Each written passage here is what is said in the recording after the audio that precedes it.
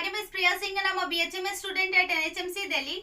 आज इस वीडियो का जो मोटिव है, हमारा टारगेट होगा वो समझना होगा क्रॉनिक मियाज्म सिफिलिस को।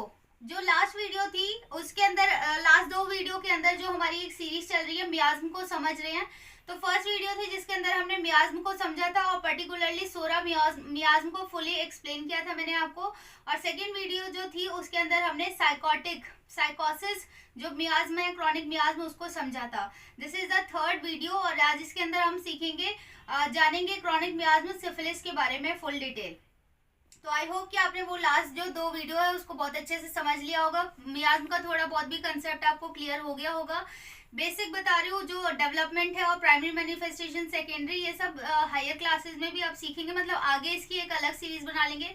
अभी अगर आप फर्स्ट ईयर में हैं और थोड़ा बहुत भी आपको मियाज्म का कंसेप्ट समझना है, बेसिक जो कि आप पता कर सकते हैं जब पेशेंट आ रहा है और जब आप स्टार्टिंग से मेडिसिन पढ़ना स्टार्ट कर रहे हैं फर्स्ट ईयर में भी, तो आप कैसे मैच करा सकते हैं उन सिम्टम के बेसिस पे कि हाँ इस पर्सन में ये मियाज्म प्रेजेंट है। तो आई होप कि आपको वो वीडियो समझ आ गई होगी। और अब हम सीखते हैं, आज बोर्ड पे आपको सारे पॉइंट्स अब मैं सिफिलिस की बताऊंगी कि सिफिलिस किस तरीके से मतलब ये मियाज्म कैसे आया, किसके सप्रेशन की वजह से ये क्या होता है। जो भी क्रॉनिक डिजीज क्यों नहीं ठीक हो रही थी at the time of Hahnemann sir, उन्होंने ग्रुप में ऐसा क्या देखा था, किस तरीके से इसका इन्फेक्शन होता है बॉडी में, क्या इसके पैथोलॉजिकल कैरेक्टरिस्टिक्स होते हैं, क्या फिजिकल कैरेक्टरिस्टिक होंगे। एक पेशेंट आएगा, पर्सन आएगा, तो उसके अंदर क्या क्या मेंटल सिम्टम्स देखने को मिलेंगे जिसके बेसिस पे हम कह सकते हैं कि इसके अंदर सिफिलिस मियाज्म प्रेजेंट है। ठीक है, तो अब हम बोर्ड पर समझते हैं सारे पॉइंट्स को। जो क्रॉनिक मियाज्म सिफिलिस है इसको वेनेरियल मियाज्म भी बोल सकते हैं। मतलब कि ये क्या होता है, वेनेरियल कहने का मतलब जो साइकोसिस और सिफिलिस है दोनों ही वेनेरियल है, मतलब सेक्सुअली ट्रांसमिट होते हैं ये दोनों मियाज्म बॉडी के अंदर ऐसे जाते हैं। इसको ऑल्सो नोन एज शैंक्रे मियाज्म भी बोलते हैं। शैंक्रे का मतलब होता है, मैं आपको स्क्रीन पे एक पिक्चर शेयर कर रही हूँ, इसमें आप देख सकते हो कि इस तरीके के पेनलेस अल्सर्स होते हैं और ये पर्टिकुलरली कहाँ पर होते हैं, जेनाइटल्स के पास में होते हैं। और ये शैंक्रे कैसे आते हैं, जब सिफिलिस होता है। ठीक है, सिफिलिस हुआ होगा तभी ये शैंक्रे आए होंगे। और फिर क्या हुआ कि उसके लिए कोई भी लोकल ट्रीटमेंट ली, कोई भी दवाई लेकर किसी भी तरीके का ट्रीटमेंट देके उसको क्या कर दिया गया है, सप्रेस कर दिया गया होगा। वो जो सिफिलिस, उसको जो डिजीज है उसको क्या करी है, सिफिलिस इज एसटीआई मतलब सेक्सुअली ट्रांसमिट डिसीज है, उसको सप्रेस कर दिया होगा। ठीक है, या फिर जो भी शैंक्रे जो प्राइमरी स्टेज था वो अपने आप को शो करने की कोशिश की उसने और उसको सप्रेशन हो गया। अब नॉर्मल डिस्चार्ज सप्रेशन, मतलब कि देखा हैनमन सर ने कैसे नोटिस किया, ये जो थर्ड वाला क्रॉनिक मियाज्म सिफिलिस को कैसे फाइंड आउट करा कि हुआ था ना कि सोरा में क्या देखा था उन्होंने कि जो भी कोई स्किन की प्रॉब्लम थी, कोई ईचिंग थी, वो सप्रेशन की वजह से सोरा मियाज्म प्रेजेंट था उसके अंदर।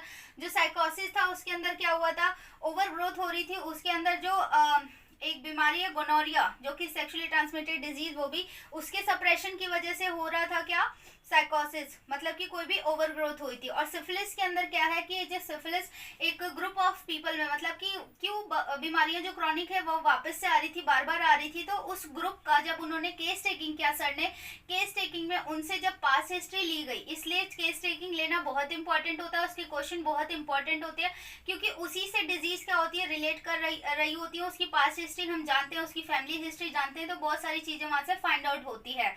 और केस टेकिंग की वीडियो आप अच्छे से उन वीडियो को समझ सकते हैं, मेरे चैनल पर प्लेलिस्ट है केस टेकिंग की, वहाँ 3 पार्ट में आप बहुत अच्छे से वहाँ समझ सकते हैं, मैंने फुल डिटेल में वहाँ पर एक्सप्लेन कर रखा है।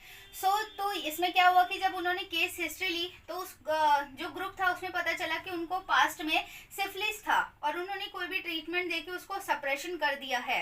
तो अब जब सप्रेशन की वजह से क्या हो गया, ये डिस्ट्रक्शन के लेवल पे चली गई है। एक बात याद रखना कि जो सिफिलिस है उसको 3 वर्ड से, ड्यूड से याद रखना, डी से डिस्ट्रक्शन, यू से अल्सरेशन, और सेकंड डी से डिफॉर्मिटी। मतलब कि देखो ये जो कोई भी चीज एंटर हुई है बॉडी में, तो फर्स्ट क्या स्टेज होता है, फर्स्ट क्या होता है, इन्फेक्शन, कि वो बॉडी के अंदर गई है। सेकंड होगा कि फंक्शनल चेंजेस होता है जो सुपरफिशियल लेयर पे होता है, जैसे कि पेन होना और कोई फीवर हो जाना, ठीक है, ईचिंग होना, ये सब क्या है फंक्शनल लेवल पे जो कि सोरा में था। सेकंड क्या होता है, स्ट्रक्चरल चेंजेस आना, स्ट्रक्चरल चेंजेस जो कि साइकोसिस में कंसिडर होते हैं, कोई भी बॉडी पे आउटग्रोथ होना या फिर बॉडी के अंदर में कोई ग्रोथ होना, ठीक है, कोई थिकनिंग होना टिश्यू का, तो वो सेकेंडरी स्टेज पे आ गया। थर्ड होता है जब डिस्ट्रक्शन लेवल पे आ जाएगा, कि अब क्या हुआ, टिश्यू वहाँ पे क्या हो रही है, डिस्ट्रक्ट हो रहे हैं, उसके अंदर पस बनना शुरू हो गया, अल्सर बनना स्टार्ट हो गए हैं, बोन्स के अंदर डिफॉर्मिटी देखी जा रही है। तो ये सब थर्ड लेवल पे आ गया और ये सारे किस में रखे जाते हैं, सिफिलिस मियाज्म के अंदर। ठीक है, तो ये थर्ड स्टेज वाले में आ जाता है, ये जहाँ पर डिस्ट्रक्शन स्टार्ट हो गया है टिश्यू में, सेल में, बोन के अंदर। जब भी कोई बीमारी क्या होता है, सप्रेस कर दी जाती है, तो वो कहाँ बॉडी में अंदर चली जाती है, या तो वो टिश्यू को हार्म पहुंचाएगी, बोन को हार्म पहुंचाएगी, नर्वस सिस्टम पे अफेक्शन डालेगी अपना। ठीक है, जो कि हमें बाद में चल के एज अ क्रॉनिक डिजीज और उस स्टेज पे पहुंच जाती है, जिसे कि अब मेडिसिन से थोड़ा रिवर्स करना मुश्किल हो जाता है। ठीक है, तो ये थर्ड लेवल बहुत मतलब थोड़ा सा उन दोनों से बहुत ज्यादा हार्मफुल होता है। ओके, सोरा और साइकोसिस से। थर्ड क्या है, नेक्स्ट क्या है, मतलब अब इसके हम फिजिकल कीनोट्स देखते हैं कि मतलब जब पेशेंट आएगा तो वो क्या क्या चीज़ें लेगा, जब हम उसकी केस टेकिंग कर रहे होते हैं और जब वो सामने है तो क्या चीज़ें हम देख सकते हैं और पता लगा सकते हैं कि उसके अंदर सिफिलिस मियाज्म प्रेजेंट है। तो उसके अंदर को फाउल डिस्चार्जेस होंगे। ठीक है, फाउल डिस्चार्ज हो रहे होंगे, कोई भी फाउल डिस्चार्ज कहने का मतलब उसकी सलाइवा में बहुत अजीब सी स्मेल आ रही होगी, कोई भी उसको अल्सर हुआ है, अल्सर विद ऑफेंसिव स्मेल। ठीक है, उसके अंदर से बहुत अजीब स्मेल आ रही होगी। और कहते हैं ना कि जो एक फिजिशियन होता है, होम्योपैथिक फिजिशियन है, क्या होना चाहिए, उसके सारे सेंसेस एक्टिव होने चाहिए। उसको आते ही क्या होता है, वो नोटिस करना स्टार्ट कर देना चाहिए हर एक चीज़, उसका गेट कैसा था, उसका मूवमेंट कैसा था, उसका कलरेशन कैसा था। साथ ही साथ उससे अगर आके बैठा आपके पास में तो किस तरीके का उसके अंदर से कोई स्मेल तो नहीं आ रही है, तो ये चीज़ फाइंड आउट करने में हेल्प करती है। ठीक है, तो इसलिए सारे सेंसेस एक्टिव होने चाहिए। अगर कोई स्मेल आ रही है तो इट मीन्स कि उसके अंदर सिफिलिस मियाज्म प्रेजेंट है। कोई भी बताएगा कि ब्लीडिंग उसको इजीली हो जाती है, कहीं पे चोट लगती है एकदम से ब्लीडिंग हो जाती है, क्लॉटिंग टाइम अच्छा नहीं होता है उसका। देन उसके आप क्रैक्ड टंग देख सकते हैं, परफोरेटेड सेप्टम, मतलब कि जो नेजल सेप्टम होता है ना, मैं आपको पिक्चर लगा रही हूँ, यहाँ पर देख सकते हो कि नोज के बीच में जो सेप्टम होता है, दोनों साइड के नॉस्ट्रल के बीच में, तो इसमें क्या होता है, गैप हो जाती है। गैप क्यों हुई है, क्योंकि यहाँ पे क्या हो रहा है, टिश्यू का डिस्ट्रक्शन हो गया, जिसकी वजह से अभी इसके बीच में गैप बन गया। ठीक है, इसकी जितनी भी कंप्लेन होगी, कोई भी कंप्लेन सिफिलिस मियाज्म से रिलेटेड, नाइट में उसको हर कंप्लेन प्रॉब्लम करती है, समर में दिक्कत होती है। और सोरा में हमने क्या पढ़ा था कि उसको गर्म मौसम में गर्म चीज़ों से उसको राहत मिल रही थी, पर यहाँ पे उल्टा है कि यहाँ पे उसको समर से प्रॉब्लम हो रही है और विंटर से उसको क्या हो रहा है, एम्युलेशन हो रहा है। ठीक है, नेक्स्ट है, जब हम फिजिकल जनरल में ही पूछेंगे तो अवर्जन होगा, मीट से बताएगा, उसको मीट बिल्कुल पसंद नहीं होता है, अवर्जन है उसको। डिजायर किस चीज़ की होगी, कोल्ड फूड की, मतलब हम पूछते हैं ना कि आपको ठंडा खाना पसंद है, गर्म पसंद है, किस तरीके का खाना आप खाते, किस तरीके का मौसम, तो बताएगा कि एक तो उसको विंटर से एम्युलेशन भी हो रहा है उसको, और वो ठंडा खाना खा लेगा। कोई कोई होता है ना कि नहीं मुझे गर्म खाना ही चाहिए, तो गर्म खाने वाला कौन होता है, सोरिक माइजम उसके अंदर प्रेजेंट होता है।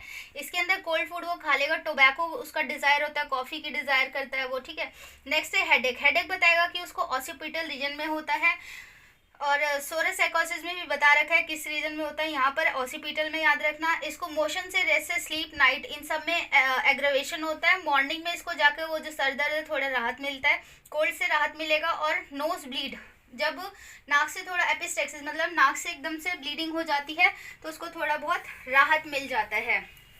तो ये थे इसके सारे फिजिकल सिम्टम कि एक पेशेंट आएगा, केस टेकिंग के थ्रू जो हम उसको ऑब्जर्व कर रहे हैं, उससे जो सेंस हुआ, स्मेल हुई और सारी चीज़ें लेने के बाद पता चल रहा है कि हाँ ये सिफिलिस मियाज्म इसके अंदर प्रेजेंट हो सकता है। अब कुछ इसके पैथोलॉजिकल कंडीशन देखते हैं। पैथोलॉजिकल कंडीशन कहने का मतलब है कि कोई चीज़ जैसे सुपरफिशियल थी, जब तक फंक्शनल लेवल पे थी, ऊपर ऊपर थी, डायरिया होना, पेन होना, फीवर आना, ये सब ऊपर लेवल पे था, फंक्शनल लेवल पे था। ठीक है, तो हम देख सकते थे।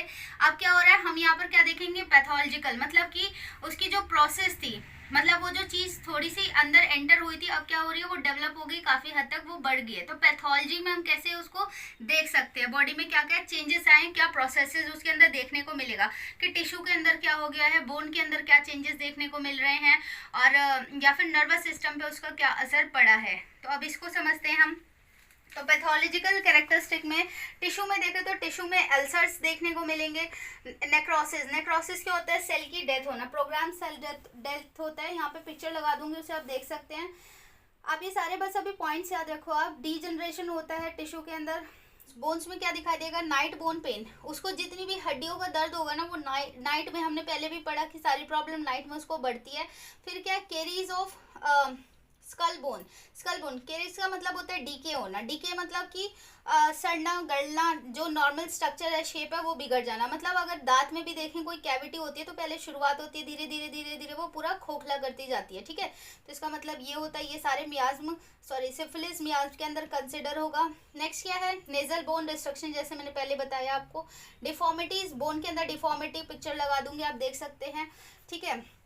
नर्वस सिस्टम पे क्या फर्क पड़ता है, पैरालिसिस देखने को मिलेगा, कन्वर्जन्स, एपिलेप्सी एंड मिर्गियाना, इंसेनिटी, पागलपना, ये सारी चीज़ें मतलब अब हद क्रॉस कर चुकी हैं, वो बॉर्डर लाइन पे हैं सारी चीज़ें, ठीक है, डिस्ट्रक्शन लेवल पे पहुंच चुकी हैं। तो सारे नर्वस सिस्टम में ये चीज़ें देखने को मिल सकती है। नेक्स्ट क्या है, साइलेंट एसिम्टोमेटिक कंप्लेंट्स। इसकी जो कंप्लेंट्स होती है वो एसिम्टोमेटिक होता है, जल्दी नहीं दिखती है, अंदर हिडन होती है वो, पर टिश्यू को और सेल को क्या कर रही होती है, अंदर अंदर खत्म कर रही होती है, ठीक है। एकदम से क्या होगा, पता भी नहीं चलेगा, सडनली हार्ट अटैक से उस पर्सन की डेथ हो जाएगी। एंजाइना पेक्टोरिस देखने को मिलता है। नेक्स्ट है इरेगुलरिटी। इसका जो खास है, एक ये याद रखना कि इसके अंदर सिफिलिस मियाज्म के अंदर इरेगुलरिटी देखने को मिलती है। मतलब बीपी या तो कभी बढ़ जाएगा, कभी कम हो जाएगा, पल्स बहुत बड़ी होगी, कभी कम होगी। सोरा के अंदर क्या था कि वहाँ पे हाइपोटेंशन होता है, मतलब वहाँ पे बीपी क्या देखने को मिलती है, कम मिलती है, वहाँ पे डेफिशिएंसी होती है, तो हर चीज़ उसमें कमी दिखती है।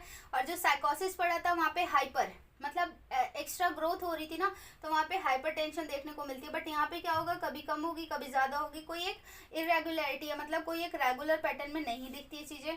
और जितनी भी डिजीज़ डिस से स्टार्ट होती है, जैसे कि डिस्फेजिया मतलब डिस से जो स्टार्ट होने वाली जितनी डिजीज़ है वो सिफिलिटिक माइजम के अंदर आती हैं। जैसे कि डिस्फेजिया मतलब कि स्वॉलो करने में प्रॉब्लम होना, डिस्निया मतलब ब्रीथ में प्रॉब्लम होना, डिसयूरिया मतलब यूरिन करते हुए पेनफुल यूरिन पास करना, डिसलेक्सिया होना यानी कि मेमोरी लॉस वगैरह जो मेमोरी से रिलेटेड होती है, डिस्टोनिया मतलब अबनॉर्मल मसल कॉन्ट्रैक्शन होना।